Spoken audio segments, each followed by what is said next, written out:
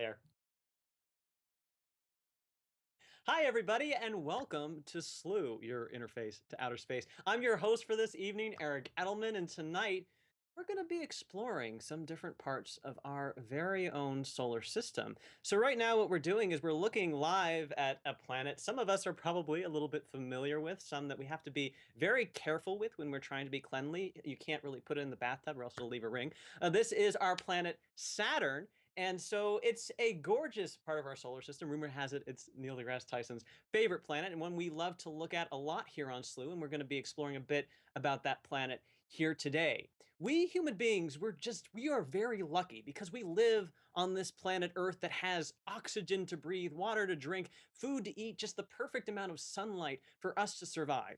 And alongside that, we get to look up and gaze at all of this, the universe. We have eyes and telescopes that show us planets, the galaxies, the supernova. There is so much that we get to see of this harsh, dramatic, immense cosmos, while at the same time being safe away from most of the action on our peaceful little planet. It's nice, it's comfortable, but maybe it's not everything. There are some folks out there that think we can do even better. Some people that understand how dangerous it is to leave this planet, but are actually excited at the same time by the potential they see for us beyond this starting place.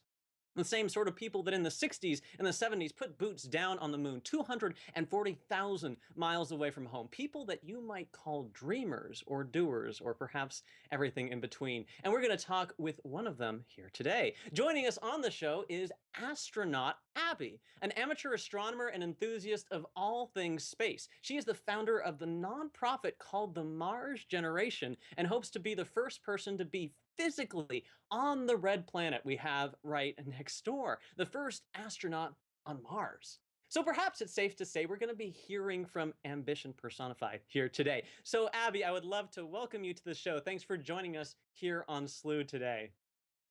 Thanks for having me, Eric. And wow, what an introduction. That was pretty magnificent, I have to say. Oh, You thank made you. me It's almost so question great. if I should be going to Saturn instead of Mars. Oh, yeah. So this is the sales pitch right here for you to go further out into the solar system. There's so many options. Why do you just have to stick with one? But yeah, one of the things we're focusing here today on is Saturn, this lovely planet Saturn. And one of the things that I think is interesting to a lot of people that observe Saturn, they look out at the cosmos from year to year and see this planet again and again, is that to our eyes, to our perspective, it's not exactly constant. And one of the Slooh members actually here, we have our fun members that do a lot of different things. One of them imaged the planet over time, showing a bit of the changes that we see. And it's so we see a change in the rings. It almost looks like somebody that has a sun visor on in the distance is sort of nodding at us here on Earth. And so we get to see this interesting change. And one thing I was wondering is in your time sort of looking at and studying different objects in the solar system, are there changes, movements of a planet, a comet, a star that have really stuck with you that you've been able to see for yourself, evidence of some motion in space that's caught your eye? Oh, absolutely. I mean, I think that Saturn is one of the very visible ones. And during the school year, I work in an observatory at Wellesley College. And Saturn is one of the things that we always show people on. We have a lot of family nights and things like that where we try and involve the community. And if Saturn's out, that's immediately what we go to because people just love to see the rings. And being an amateur astronomer who looked through a large telescope for the first time in my life about a year ago as well, I vividly remember the first time that I looked at Saturn and saw those magnificent rings and saw how it changes as you look at it throughout different years and different seasons.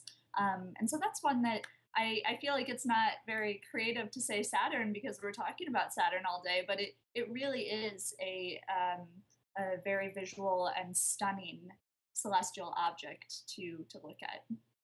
Absolutely. It's amazing to when you see some people that are looking through a telescope for the first time, the expression on their face as they first see Saturn. Saturn is like you hit the nail on the head there. There's just so much to really be amazed about when you're looking at that for the first time or for the second time. There's just a lot to Saturn. Yeah, no And matter what so time it is, we love to look at Saturn all the time. I mean, I think another really common and popular one is Jupiter. When you can get the moons of Jupiter transiting across the surface, that's fantastic to be able to see as well, and is really a popular popular planet. Jupiter is so big, both literally and figuratively. I think the Galilean moons just make it so amazing to see a system within a solar system, right?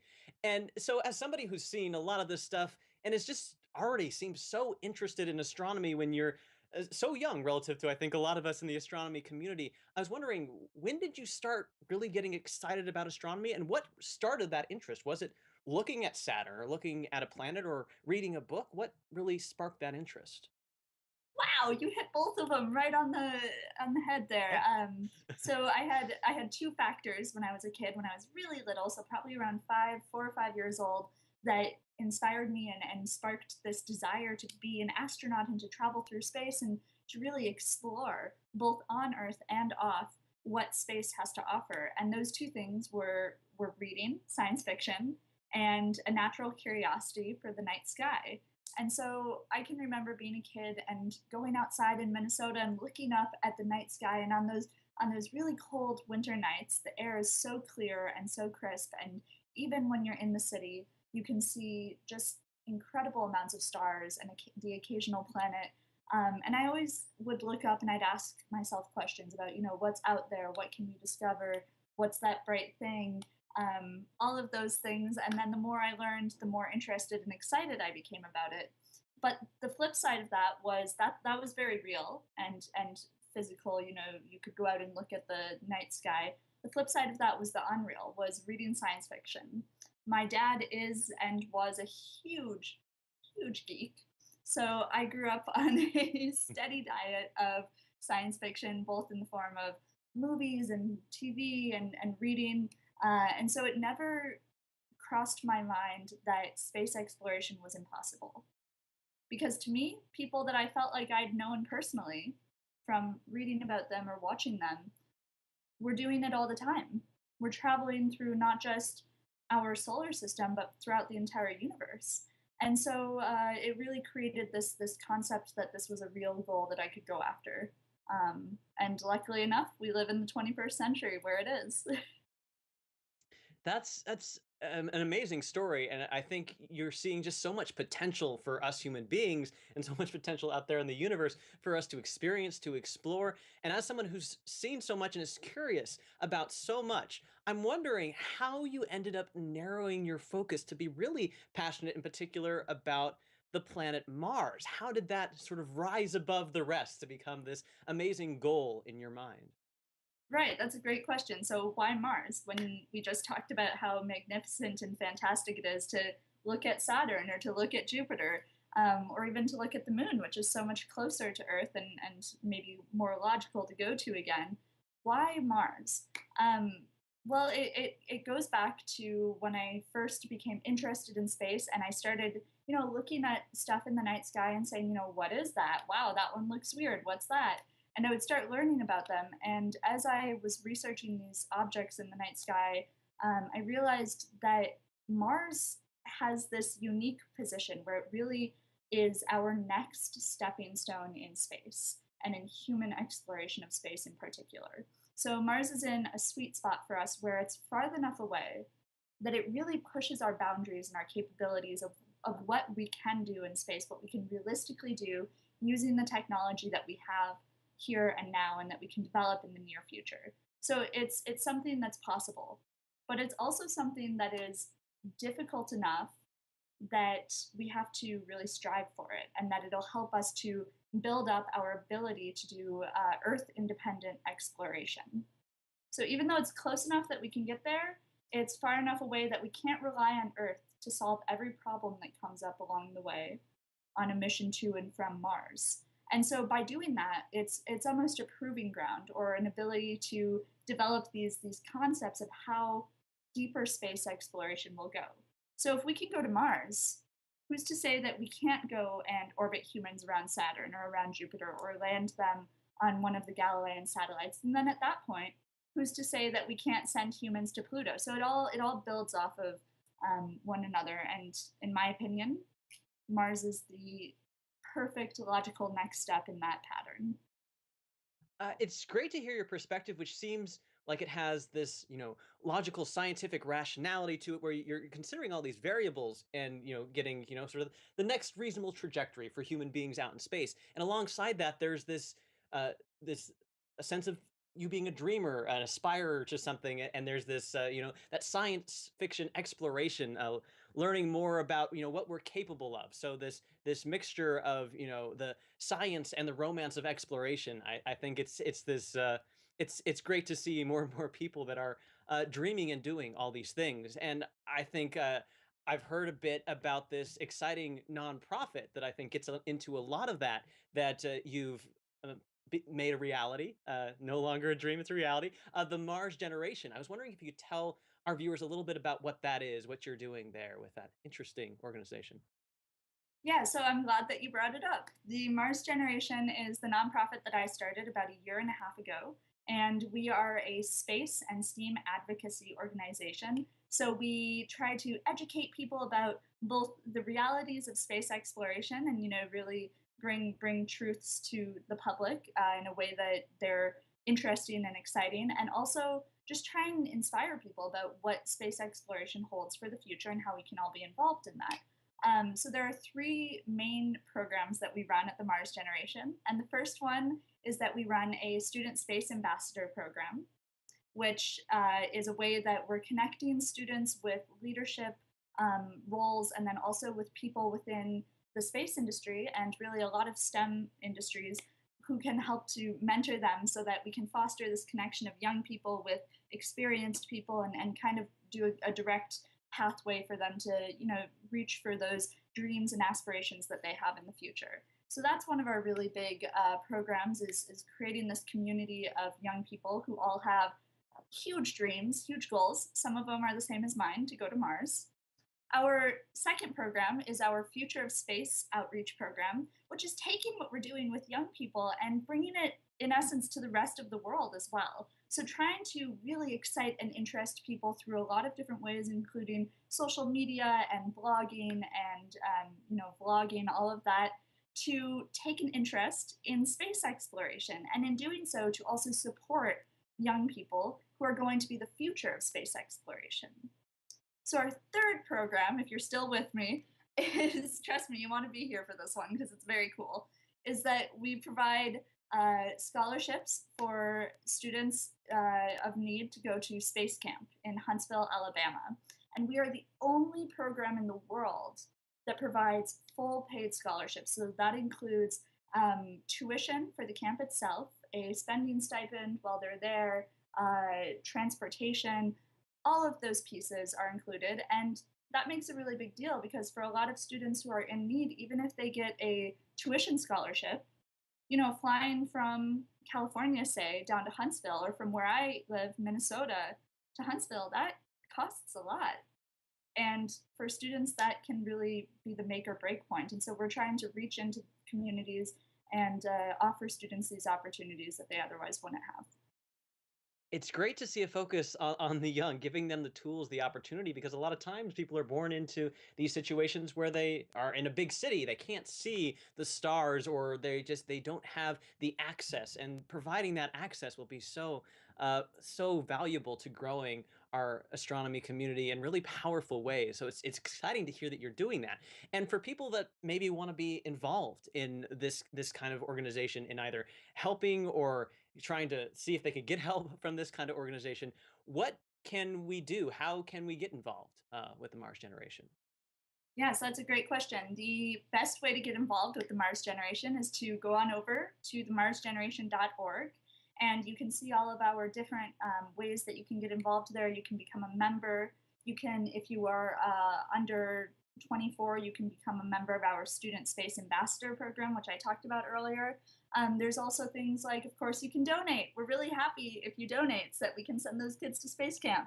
And then there are other ways. You can email us and offer to write a blog post, those kinds of things.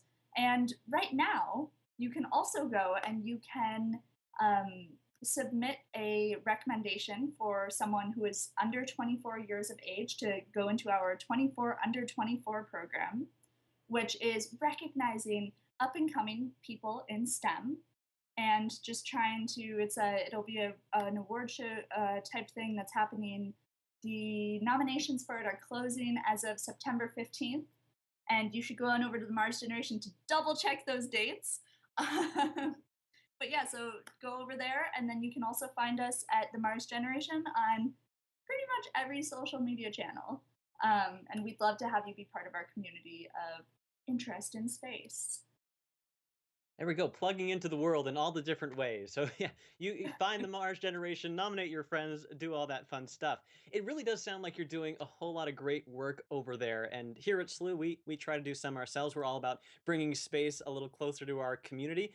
So what we're going to do here is we're going to take a little bit of a short break, and then we'll get into some of that Slooh community content about Mars, Saturn, and more, along with discussing the possibility for exploring objects in our solar system other than just Mars. I mean, we have Saturn on the screen, but what does that mean? Well, stay tuned. We'll be right back.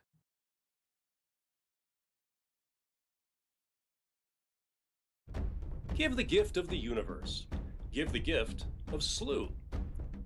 A celebration of every magical moment in the night sky. For just $60, you can give the budding space. Give the gift of the universe. Give the gift of Slooh. A celebration of every magical moment in the night sky. For just $60, you can give the budding space explorer in your life the gift of a full year of Slooh membership. It's available now at slooh.com.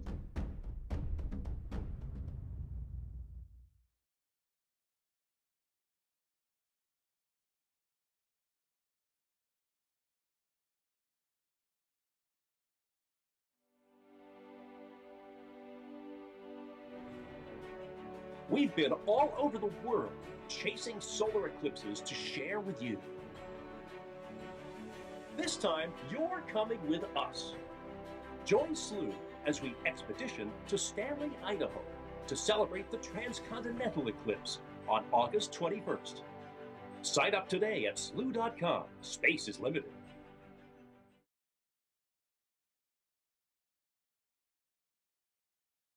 Hello and welcome back to Slooh. Tonight we are joined with Astronaut Abby, and before the break we were talking about our ability as human beings to go way beyond where we've been before, to explore our solar system, not just through proxies, not just through looking through telescopes or sending robotic probes or rovers.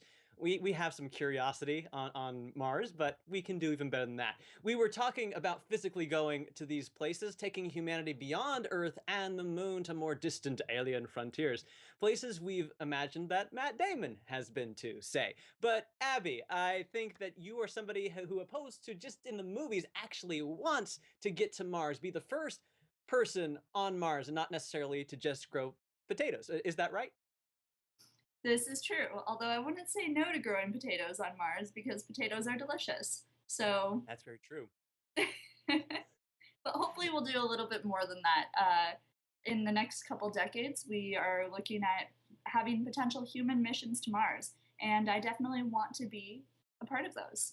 And I hope and I know that there are a lot of other young people out there right now, hopefully some of them watching this presentation, who want to join me as well on that. It's it'll be exciting to see what your organization can do in terms of inspiring more, maybe a generation of future space explorers. There's so much potential out there, not just in the universe, but here on Earth too. I love that. And beyond Mars, potential beyond Mars. There are other places in the solar system that could be great places to put boots on the ground. Perhaps maybe a moon of one of the gassy giant planets like Saturn's Enceladus, or are there other places in your mind that would be great to explore, Mars being a first step, then beyond that? Yeah, so first off, I have to commend you on putting the title of this presentation in there because that was well done. It's what I do. It's not official until you've said it. So You now we got can it. talk about it. I think that Enceladus has a lot of potential as being a really interesting and exciting place that after we've established this ability of, for example, going to Mars and having Earth independent space exploration, we could go to Enceladus and see what's going on out there because we've seen a lot of really cool stuff through both telescope visuals and through probes that have flown past, where Enceladus has portions of it that are smooth, that don't have any cratering on them, which is really surprising because there's a lot of impacts going on out in that part of the solar system. And that indicates to us that there's geologic activity that is resurfacing the moon over time. And we've also seen liquid geysers coming up from the planet, potentially of water. And so there's a lot on Enceladus that we could go and look for. We could look for the potential of life. Um, there's a lot on the Galilean satellites as well, in that same kind of stream of looking at looking at liquid water and other liquid chemicals out there, and whether they have the potential for life as well. So, the it's a new field that we're looking into of being able to not only look at this Goldilocks zone or this habitable zone that encompasses the Earth, but also look at these gas giants and the effect that they have on their satellites or their moons to create a kind of pseudo habitable zone. It really broadens the possibilities of where life could exist in our solar system and is definitely worth checking out. 100% on board with that. And there's this, I think you touched on it really, the unique perspective that human beings can bring to that exploration. And there's a lot of science that will be so amazing, so incredible to discover, to explore, to reveal from astronauts actually physically being there. But then on the other side of that coin, I think there's also just a beauty, an amazing perspective that people would be able to get physically being there, that even though we get these amazing images that boggle our minds, that explode our synapses with their incredible foreignness to what we experience, being there in person has its own amazing wonders. And a Slooh member actually posted near our Saturn in Opposition show a few weeks ago about what we would see on Earth if it had its own rings like Saturn, just this different solar system perspective.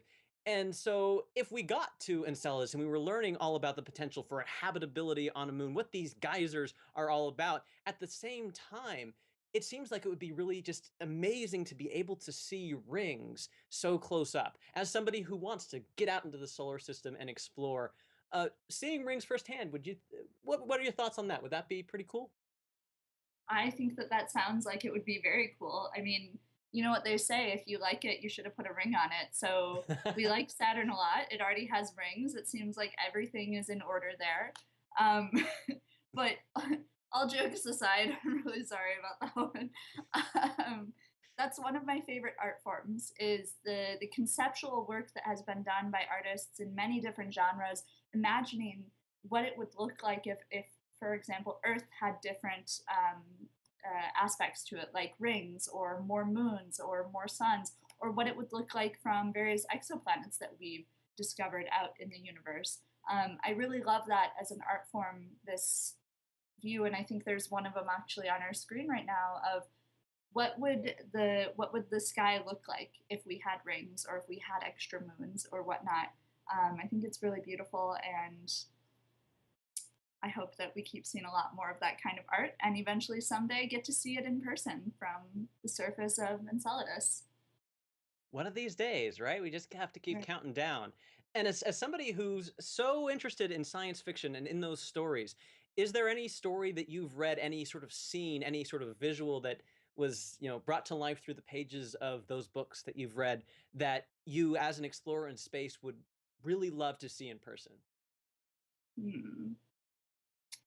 So you're Challenge. putting me on the spot here now because there are so many good ones to choose Mhm. from. Right? So,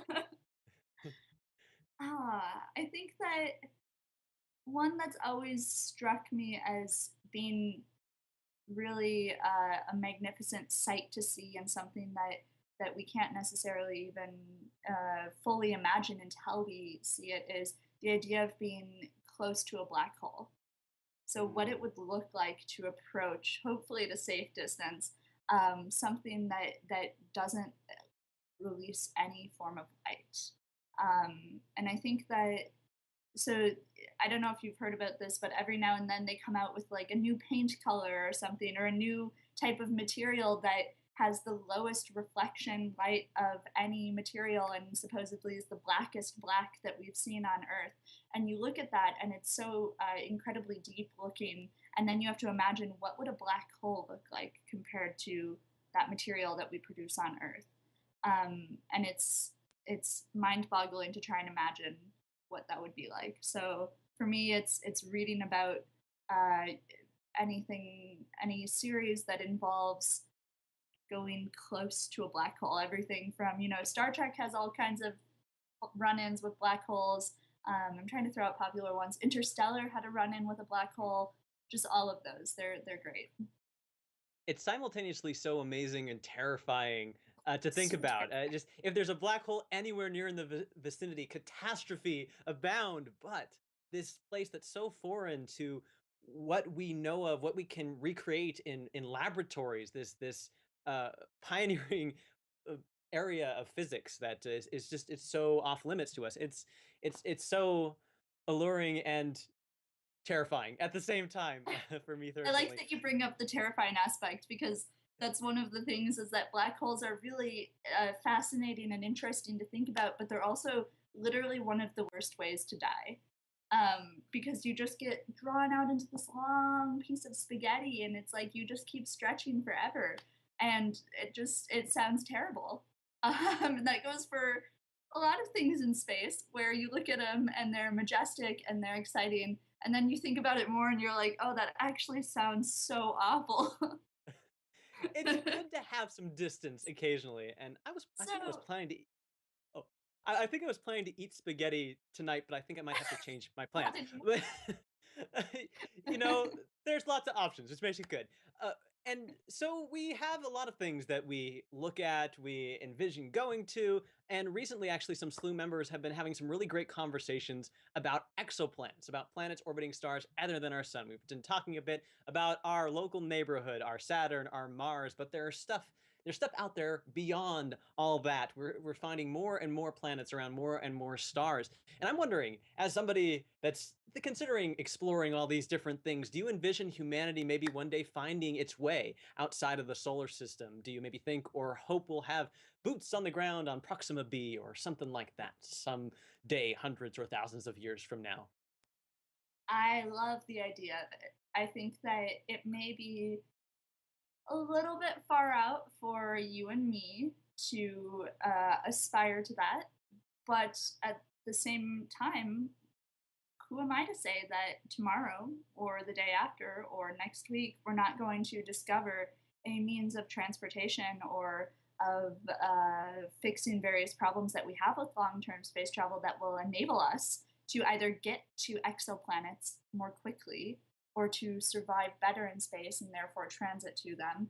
I mean, the future is an unwritten script that as of now none of us can say what we're going to or not, but I think that those are looking at putting humans on exoplanets is something that we should definitely keep in mind, and hopefully one day see, especially once we've heard things about the recent 7 exoplanets that were discovered that were, what was it, with the TRAPPIST system. um, Trappist is 6 out of 7 Earth-like. yeah, it's incredible to think about that. And it just raises the question of, sorry, I have to keep coming back to this because I'm an astrobiologist. Is there life?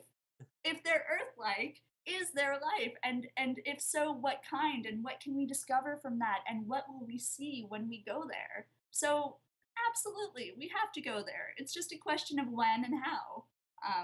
But it's not an if; it's a definite. And that's great to hear because I think what's going to drive our future, our goals, our steps away from ourselves is going to be that passion, is going to be that willingness to go the distance and to do what needs to be done to leap these scientific hurdles. And it's just it's really comforting to see that there are people out there like you that want to not only do that themselves but inspire others to join in on the mission. I think we're in a pretty good place at this point. And we have a lot of people out there that are excited about space in a lot of different ways. Some people, they're content with just looking up at the night sky, enjoying the view, while others, perhaps I might say like you, look up at the stars and want to close the distance between themselves and what they see.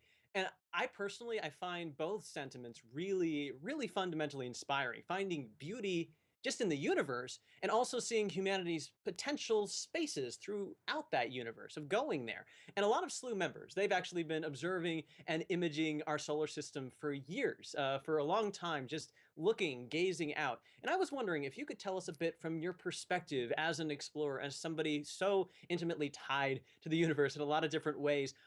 What's your thoughts on the importance of just looking, of this importance of stargazing, of just seeing? What do we gain from that? Right. I really like that question, and to start off, I want to just give you a quote from my favorite movie and one of my favorite books, which is Stardust by Neil Gaiman, who's an excellent author. And the quote is something along the lines of, "Are we human because we gaze at the stars, or do we gaze at the stars because we are human?"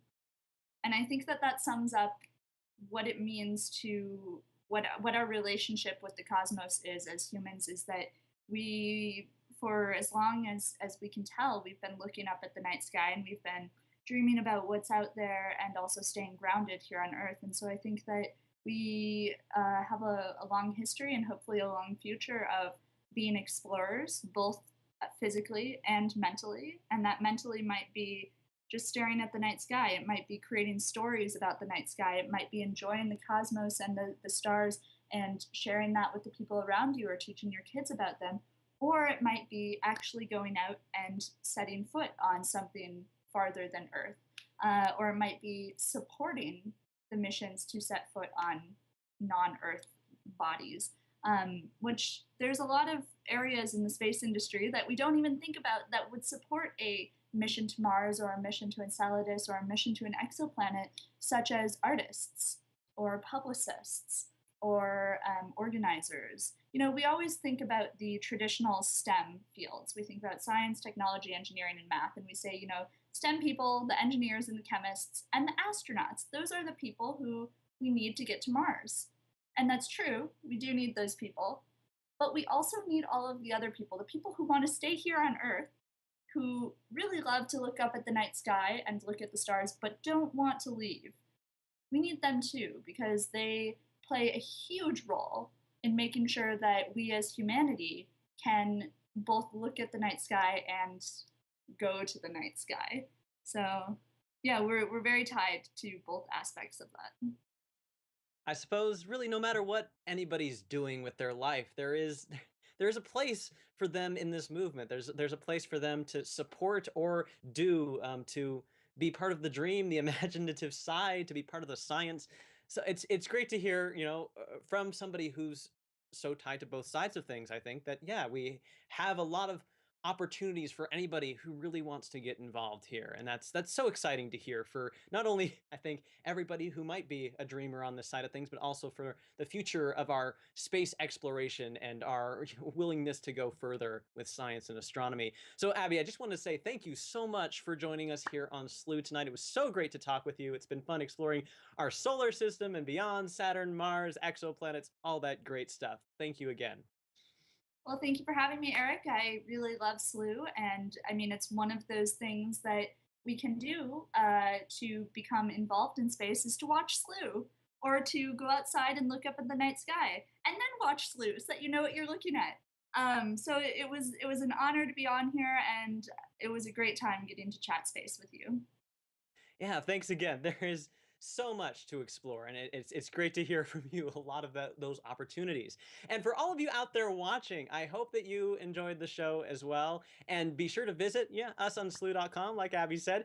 You can join in on our exploration of both Mars and all that other stuff out there in the solar system. You can use our telescopes to see images, just like these views we got of Saturn in the night sky here tonight, alongside any number of other interesting objects out there. Also, be sure to join us on July 7th as we celebrate Tanabata, the Japanese Star Festival, and view the stars that map out the myth of the lovers Orihime and Hikoboshi as they travel across the Milky Way on their yearly journey to see each other once more after being separated for a little bit of time.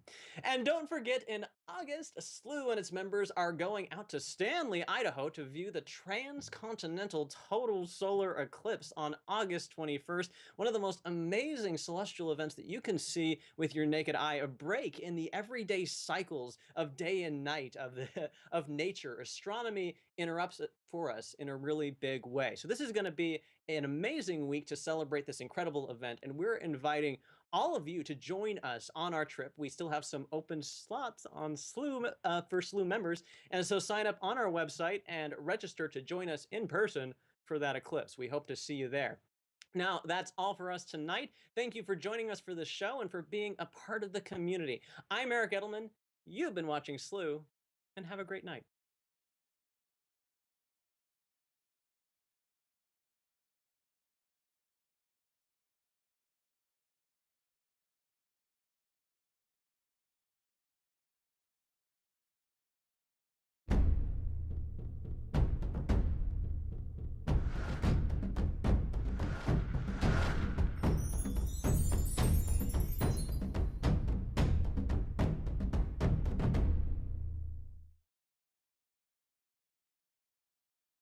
There. Hi, everybody, and welcome to Slooh, your interface to outer space. I'm your host for this evening, Eric Edelman, and tonight we're going to be exploring some different parts of our very own solar system. So right now what we're doing is we're looking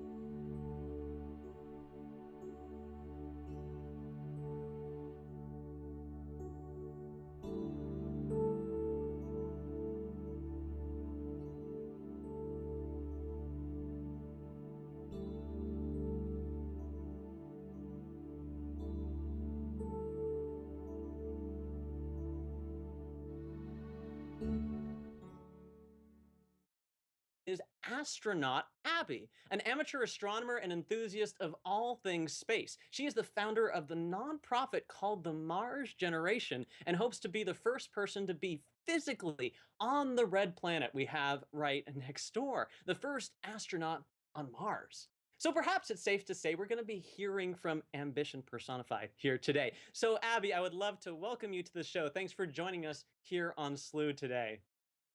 Thanks for having me, Eric. And wow, what an introduction. That was pretty magnificent, I have to say. Oh, You thank made you. me It's almost so question great. if I should be going to Saturn instead of Mars.